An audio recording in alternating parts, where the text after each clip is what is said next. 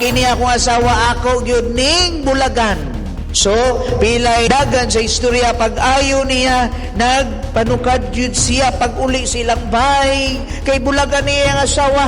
O pag-abot niya, face to face sa iyang asawa, pagtanaw niya ang iyang asawa, wala na'y mata. Makasulti pa ba mo og I love you sa inyong paris? Nabay mga paris din asawa o mga bana sa mga ginikanan. I love you, pinapiit, I love you. Sa mga ginikanan, makasulti pa ba mo I love you sa inyo ang mga anak? Ang mga anak, makasulti ba mo I love you sa inyo ang mga parents? Basig ngayon lang, ma, I love you, ma. Papalit ko iPhone, ma. iPhone yun. Kaya na ay pangayoon. Na, bantayan na nato mga kaigsuonan. Mga mag-asawa din I hope makasulti pa mo anang pulong I love you. Nga kanagikan yun sa kasing-kasing. Bitaw mga kaigsuonan, lisod man na kaayo, kay kana nga maong pulong, usama na ka, timos, nga kinahanglan nag-uyok ganun sa atong kasing-kasing. Mga kaigsuonan, lisod kayo kung mahingon kita gugma, daghan na klaseng kayong paghigugma nga naa na to sa kalibutan. Nahigugma ta, pero naa ang ato ang usahay pagbangutan. Usahay kung mahigugma ta, usahay mapugos, usahay maghilak, usahay magkatawa, pero usahay dili masabtan. Lisod kayo kung mahingon taggugma, daghan mga igsuon nato diri gitawag nga battered wife. Na ba na din Nanas di ka ang battered wife? Hinauton ta wala. Ay delikado kayo na siya. Kung may tag buttered chicken, perting lamia. Pero may tag buttered wife, perting paita. Lisod kayo nga kaigsuonan ang usa ka asawa nga bunog.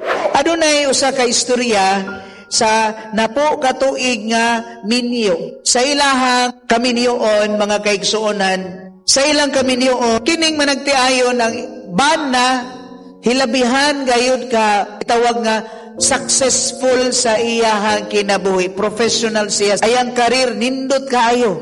Apan ang iyang asawa, mga kaigsuonan, luoy man kaayo. Do iyarang daog-daogon. Unya, ang mahitabo mga kaigsuonan, tungod kay kining maong bana niya, hambugiro man. Ang iyang buhaton sa iyang asawa, tagauli niya gikan sa ilang trabaho, battered, luoy kaayo. Usa ka adlaw ni ana mga kaigsuonan, kining maong bana na aksidente. Sa iyang pagka-aksidente, wa gyud siya swerte. Ang iyang duha ka mata nadaot og nabuta siya. Bilay istorya, nabutahan siya. Dili na siya kakita o nangita sila o donor sa mata. Wa gyud sila kakita. Lisod kaayo mangita kaysa may mo donate ninyo be pangayuan mo. Say mo donate ninyong mata. Matas kanding, sugot ka. Matas baboy, lisod. O mata sa iro, pwede pag-iring. Pero wala gyud mi donate. Apan adunay usa ka higayon mga kaigsuonan.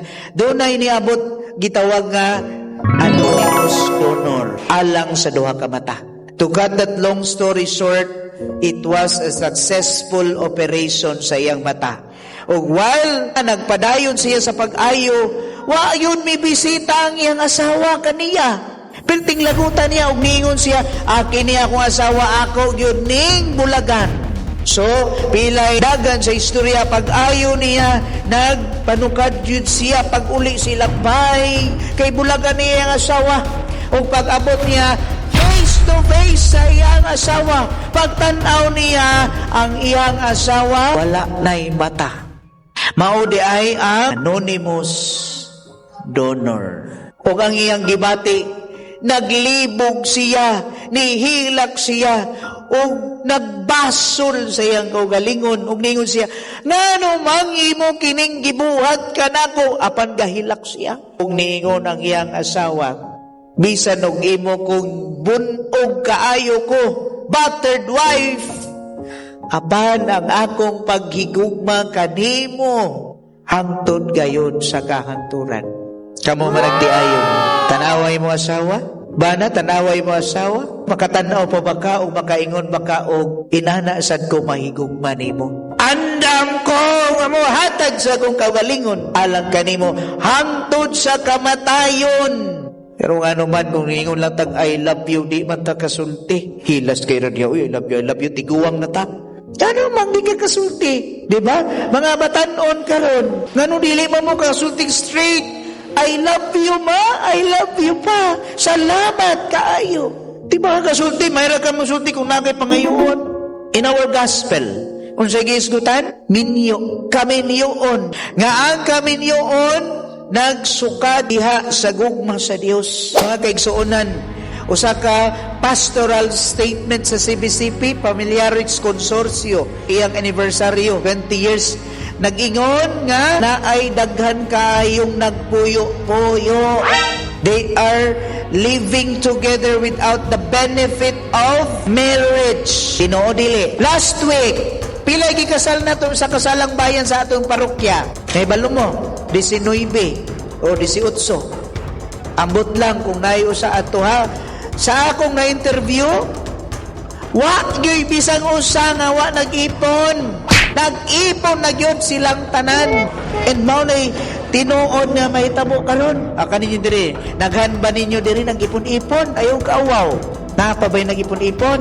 Ngano man na inyong dili mo pataas kamot, unya man nag-ipon-ipon di ay mo kaikog. Ibaw alaman mo. Pero ang pangutana ng mga kaigsunan, ano man nga mag-ipon? Nya dili magminyo. Mao man nagingon sa itong ebanghelyo. Kung unsay gihiusa sa Ginoo, dili pagabulagon sa tao. Mao na ang ingon, dili sa mi magminyo pader kay ngano, basig dili mi makaanak, magbuwag ra sad mi oy. Sakto dili. Maniguro ba? Og dili mi muklik, magbuwag ta oy, way klaro. Mga igsuon dili ra ba na mao. Pero ang nahitabo sa kalibutan karon ingon ana na. Bantayin na inyong mga anak, mga ginikanan, tutudloi in town.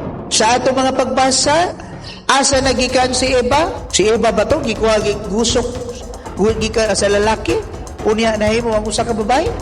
It is between Adam and Eve, lalaki o babae. It could not be Adam and Steve, lalaki o lalaki. Asa man ta kitaan na? Pero karon naglipana and they are proud.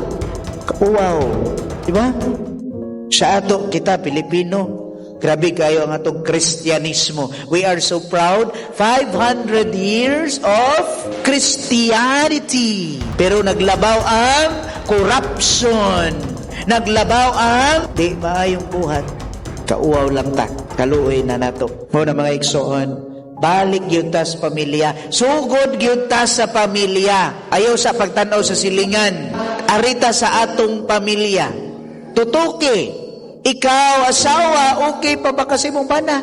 Ikaw, bana, intakto pa ba ang imuhang saad nga? Ningon kag, I do love you. Diha sa altar sa Dios. 100%. Wala pa ba na makuha ang 100%? Dili man na pasabot nga, diha sa kaminyoon, ang ihatag nga gugma sa asawa sa bana, 50%. 50% po sa bana sa asawa, haron may 100. No! 100% gayud. 100% sa bana o asawa haron mahimong usa lamang. Okay pa mo? Hinaot unta mga kaigsuonan. Dili ni akong tingog mo'y kusog ha. Tingog kini sa Dios alang natong tanan. Kung naglagot mo sa ako, bahala mo. Lagot mo sa Dios. Kay kining mensahe gigamit lang ko as mouthpiece of our God. Ang iyang mensahe alang natong tanan. Pag ginautong ta mga kaigsunan, sama sa mong istorya, nga gipakamatyan gayud sa iyang asawa, gibutahan siya tungod sa iyang gugma sa iyang asawa, andam siyang magsakripisyo, andam siyang maghalat sa iyang kaugalingon alang natong tanan. Inana po unta kita mahigugma. Dili lang sa imong paris, dili lang sa imong anak, dili lang sa imong silingan, kundi alang sa tanan. Andam tang mo sakripisyo, magpakamatay ta alang-alang sa itong mga kaigsuonan, ilabi na sa mga kabus natong mga igsuon. Kung ginaot ta mga igsuon, kining gugma, dali lang kayo ni ibungat na to. pero usahay kuwang kaayo diha sa pinaka matuod nga buhat. Kinahanglan angay natong buhaton kini kay si Kristo man mismo nagpakita sa iyahang tinuod nga paghigugma alang kanatong tanan.